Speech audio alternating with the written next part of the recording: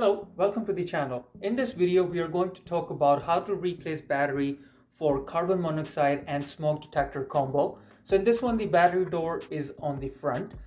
You just slide the battery door out and then there is a yellow strip to take out the batteries. So you just press that the strip down and both the batteries comes out like this. To replace the batteries, you need two new AA batteries. When you're putting in the battery, make sure the yellow battery takeout strip goes back in, and then there are two battery reminder clips inside and they both have to be pressed in.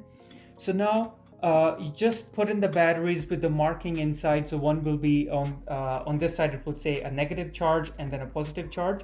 So you just have to do in the same way. So when you're putting in the battery, just press the clips down and put in the battery. Same thing goes for the other side. Just press the clip down and press the battery. So now you can slide the door back in. Now you have to test the combo. So just press and hold this button for 2 seconds.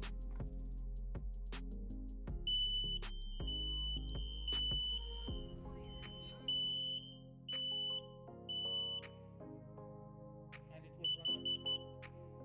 The clicks at the end. The end will confirm that your smoke detector is good. I hope this video helped to solve your issue. If this video helped you, please like and subscribe to the channel. Thank you.